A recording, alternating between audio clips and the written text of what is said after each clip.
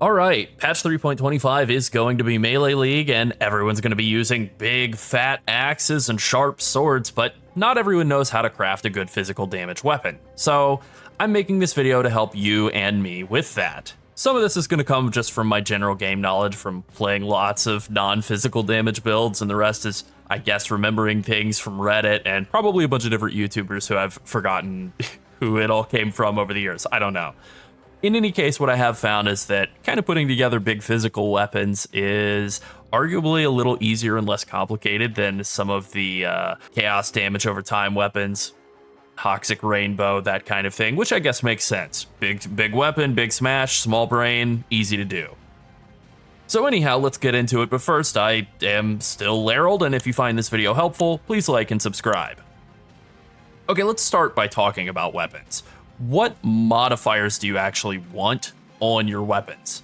Generally speaking, if you're doing physical damage weapons, whether you're using two-handers or one-handers, you're going to want three prefixes. You're going to want the specific three prefixes: percent increased physical damage, flat added physical damage, and then percent increased physical damage with flat accuracy rating. That's the holy trifecta. Percent increased physical damage and the flat fizz are kind of the two main ones. The smaller percent hybrid fizz accuracy rating is less valuable, definitely still very important for in-game weapons, but not quite as valuable early on since it is a much smaller number.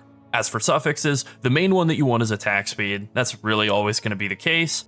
And then depending on whether you're doing a crit build, you'll either want crit and crit multi, or you will want chance to deal double damage, which is not a native modifier at all. It is a veiled mod that you can then, of course, craft once you've learned how to craft it by unveiling it. There is, of course, some other stuff happening in the coming league because physical damage from quality is multiplicative in patch 3.25. We really want to start with high quality bases, so over 20% whenever possible. Bases with over 20% quality are only available as drops, so you will need to find or trade for those. Because you probably, as far as I understand, you can't do anything to get those weapons over 20% quality, starting at somewhere from like 28 to 29, 30% quality is probably the most important first principle for high-end gear crafting in the coming league. And also item level 83 is also the best starting point for fizz weapon crafting because, as you can see here, the T1 increased fizz and increased fizz hybrid rolls are both item level 83, so you have to be item level 83 in order for those to show up. But then there aren't any other useful item level 84. You know, the added physical damage is item level 77, and attack speed is 77, and the stuff that shows up at item level 84 is cold res, fire res, lightning res, all stuff that has relatively decent weights, a weight of 500, and that is completely worthless on a weapon, so you really want to lock in right at 83 for any sort of physical weapon. There are also heist enchants that are not in pathofexile and not like supported in POB really, but these all come from the tempering orb. You can also just get them, you know, find them while heisting. Like here's a nice example. Tempering orb here right next to a weapon that has cold mods have 8% increased effect. So if you're able to get your hands on a weapon that has percent increased explicit fizz mod magnitudes, if you're able to buy a base that has that, that is really helpful as well. Also, it is pathofexile, so you want to consider bases. Like if you start with a stone axe, that's going to be bad compared to starting with a despot axe that has substantially higher physical damage. Again, this isn't like a toxic rainbow where you can kind of start with any of them that are just fast. You do actually need the base physical DPS to be good, and then it's going to kind of depend on what you're trying to do. If you're trying to hit very hard and slow with slams, maybe Vol axe. If you're trying to hit super fast, Bone Shatter, any sort of strike build, Despot Axe, Fast Axe. That kind of thinking is what's going to drive what you use as your base. Now, during the campaign, there's a very simple way to just get yourself a decent weapon in the first like handful of acts, handful of levels, and that is to vendor a weapon with a blacksmith's whetstone and a rustic sash. Now, it needs to not be a normal rustic sash. If you do a normal one, it's just garbage. You're just going to get back wisdom scrolls. But if you use a magic one, you will get a tier 8 increased fizz damage prefix. If you use a rare rustic sash, you will get back a tier 7. And then if for some reason you get a rustic sash that's unique, you're probably just going to want to wear that. But if for some reason that were to happen, you could technically vendor that and get a tier 6 increased fizz damage. Another thing you can do during the campaign is just look out for essences of contempt. I'll take this nice little weapon here and just look for, like, in my stash here, I have an essence of contempt. So something you could also do is if you stumble upon an essence of contempt hanging out in a monster, an essence monolith, you could slap that on a random weapon and hope that you get attack speed or percent increased physical damage, and then go to your crafting bench and, you know, craft one of those stats on, like so.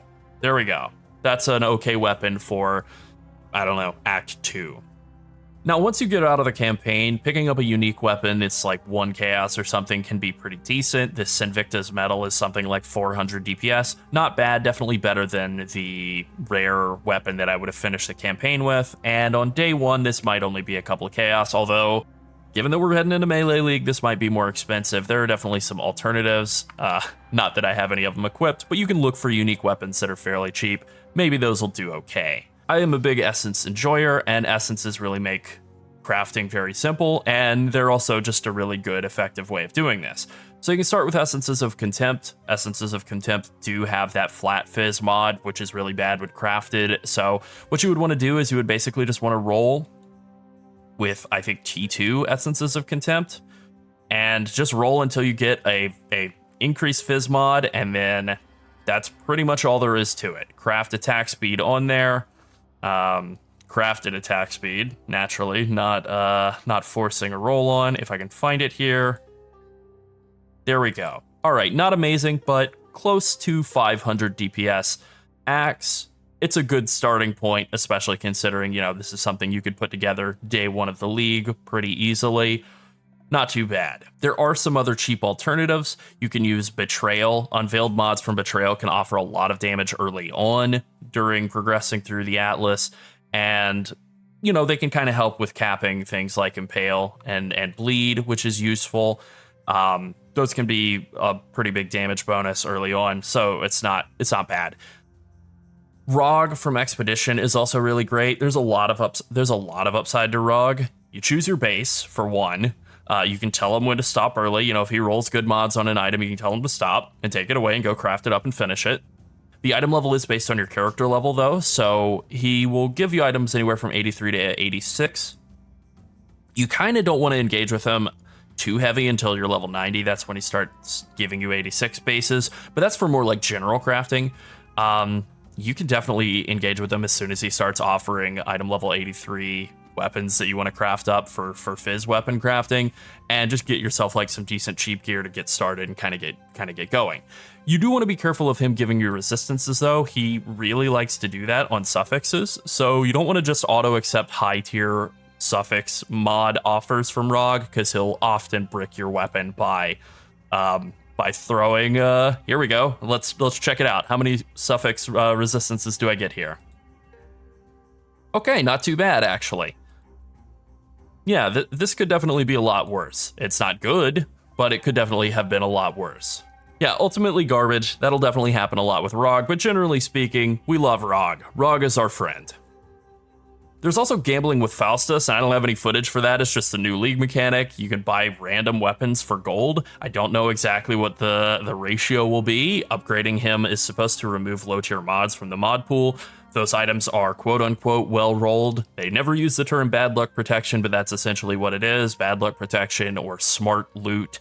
And it sounds great, but I just don't know enough about it to really, you know, do anything more than speculate. Your mileage may vary. That's what I'm saying. These can all be great ways of getting a weapon that's like 75% of the way to being pretty good, and then you craft a mod onto it and you're good to go. Obviously, this axe is not a good example of a good fizz weapon, but that's okay, right? So for real high-end crafting, mid to high-end crafting, what you want to start with is a fractured base. So I will start with a two-handed weapon, a two-handed axe, and in this case, this would be for like a Bone Shatter Juggernaut or some sort of two-handy fast weapon. So maybe we'd start with like 26 quality Despot axe, and we would start with a fractured base. Now, it really all boils down to like how much you want to spend on the base as to how expensive it's going to be. Buying a quality base that's above 20%, that's probably going to add some expense. Buying a heist base, that could add some expense. How good the fracture is, that's obviously going to change the value, the price. And you can get low tier fractures that are really cheap. Like you might be able to get like a tier 4 hybrid fracture that's not expensive. You can definitely go for high quality bases. All of that stuff kind of gives you room to play around and figure out what your budget is.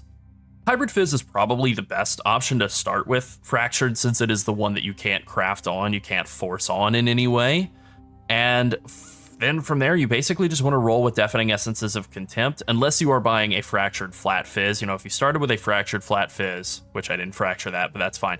If you started with one that is a Fractured Flat Fizz, in that case, you would want to use Deafening Essences of Zeal, the attack speed. And these actually do go from 28% up to 30% attack speed, so it's actually higher than the base attack speed roll, so that's okay. It's not that important, but it is okay. I think generally speaking, starting with the like Contempt is probably the better way to go. So hypothetically speaking, we'll just say we got like a tier 2 Fractured Fizz mod, or actually we'll do hybrid. We'll do a tier 3 hybrid Fractured Fizz mod. And actually now here is where the paths diverge. So for the cheap version of this, you basically just want to roll until you get a high tier mod of the one of the two that you want. You know, right now we have the Fractured hybrid mod. We're forcing Flat Fizz on with Contempt. And so we would just roll until we get either an attack speed or an increased Fizz mod on there that is at the level that we want, and we're able to craft on the other one, and then we would call that a weapon. That would be like a satisfying, acceptable weapon for a couple days into the league. Like if I'll just force it on here so I don't have to actually sit here and roll this for a long time. Let's say we got this weapon right here crafted. You know, I spammed essences until this happened, and then I crafted increased attack speed, 20%. Roll that a little bit until it hits 20. Any day now. I'm sure it's going to happen someday. This is taking... Okay, there we go. Finally, 900 DPS weapon. Pretty good starting point, like pretty good weapon for a couple days into the league. Not too shabby.